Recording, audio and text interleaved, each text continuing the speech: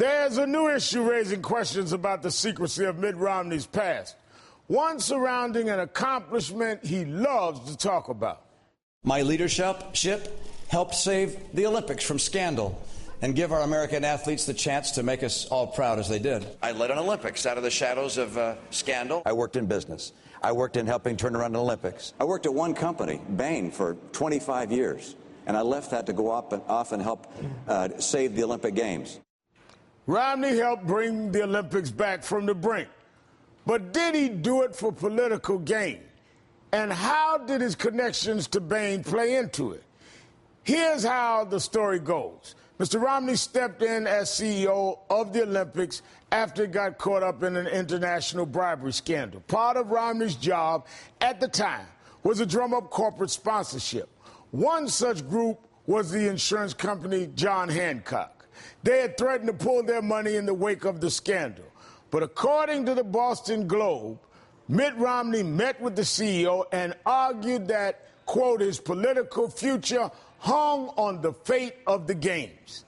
Hancock came back on board, and many more deals were made. But here's the thing. According to the Boston Phoenix, the details of those deals were never disclosed. Romney exempted them from his total transparency pledge regarding the game's finances and business arrangement. This is just the latest Romney secret that has people scratching their heads. Joining me now is David Bernstein, political reporter for the Boston Phoenix, who's covered Romney for a long time. He first reported on the story back in 2007. David, thanks for coming on the show tonight. It's my pleasure. Now, everyone is focused on when Mr. Romney left Bain, but why aren't people asking more questions about his time running the Olympics?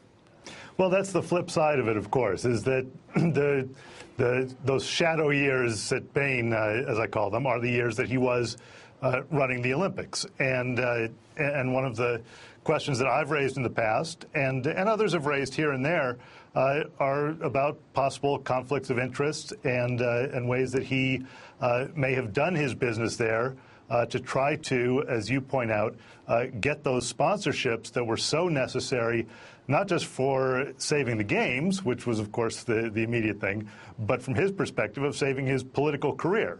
And, that quote that you showed from David D'Alessandro sort of sums up his thinking at the time. He, Mr. Romney really felt that he needed to be the savior of the Olympic Games. And you can imagine that someone might have been able to use his power or assumed power over a conglomerate like Bain Capital and all those companies that it controls when making deals, especially when you look at some of what we do know. But let me be clear, David, we're not saying he did not do a good job at the Olympics. He did a good job and saved the Olympics, but we're talking about how he did it and things that didn't come out. Like, for example, in 2007, you wrote about this. And you list off Staples as an example of a company that had ties to Romney and Bain. Let me bring what you said. By now, this is you writing, we all know that Bain invested startup money in the company in 1985. But Romney also had a connection. By the time Romney took over the Olympics, he was on the Staples board and holding a financial stake in the company. While Romney was running the Olympics, he told the CEO of Staples that he would work on lobbying the Olympic board to switch their office supply contract to Staples. But before Staples got the bid, Office Depot landed the sponsorship. But the story didn't end there. Romney had his Salt Lake City Olympic staff offer $1 million to Office Depot to back out of the deal. Office Depot declined and kept the sponsorship. Seems like in all of this saving sponsorship that there was a lot of wheeling and dealing that allegedly was going on.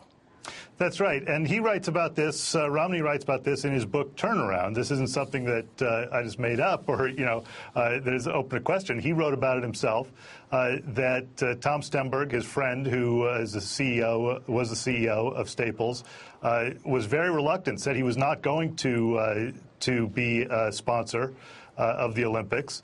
And Romney says that he went and made him sweeten the deal by saying that he would lobby the trustees of the Salt Lake Organizing Committee and other corporate connections he had, which may have meant other companies that Bain had interest in, for instance, that he would lobby them to change their contracts for office supplies to Staples. Now, we're not alleging here nothing illegal, but clearly when he talks about transparency and accused the president of Chicago-style quid pro quo, clearly here we're seeing that he raised corporate money, if these dots connect as you wrote it, by making certain overtures and arrangements that would sort of sweeten the pie.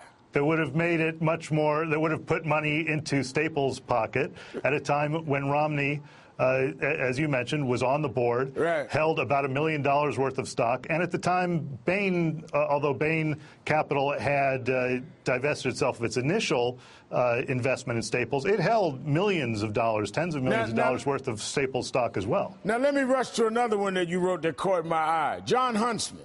John Huntsman gave $1 million, this is you writing again, to the Olympics. Then in July of 2001, Bain Capital invested roughly $250 million in Huntsman's international holding companies.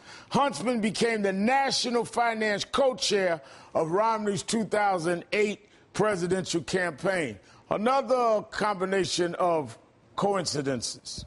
Yeah, again, we don't know what happened here, but we do know that John Huntsman, this is John Huntsman Sr. we're talking about, the father of the recent presidential candidate, a very influential individual in Utah philanthropy circles, and he was very adamant, very public, that he was not going to contribute to the Olympic Games in any way, and in fact made that claim through his spokesperson just a few days before, apparently changing his mind and writing $1 million check. And then, as you say, about a year later, Bain Capital came through with this enormous piece of funding that helped Huntsman Corporation, which he was chair of at the time, complete a takeover deal that made Huntsman Corporation the largest privately held chemical company in the world. Now, it was a very big deal. Aside, David, from the obvious of that there's certain things that we don't get due to him not dealing with transparency.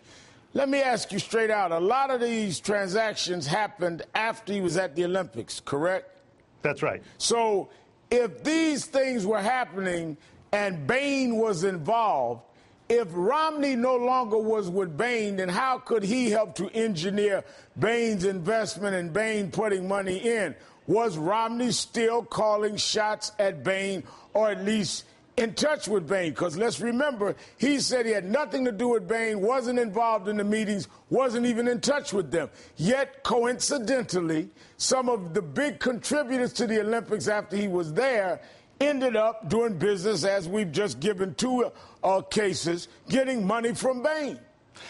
Well, and this Huntsman deal, when it was announced in 2001, was sort of a big enough deal that the Salt Lake Olympic Organizing Committee and Romney got questions about it, and the committee put out a statement saying, oh, no, Romney had nothing to do with Bain Capital making that deal. You're exactly right. It sort of leads back to this question of, was Romney in a position to be able to call shots at Bain Capital, maybe directly, maybe indirectly, maybe conversations, putting people in touch? It's hard to say. Another example was All right. Well, David, we're going to have to hold it right there, but we'll be watching this. Inquiring minds want to know. Very good. David Bernstein, thanks for your time tonight. Thank you. Coming up, President Obama on the road in Ohio and says Romney's tax policies could create 800,000 jobs. But there was a catch. And James Carville is live in studio on the fight for the middle class.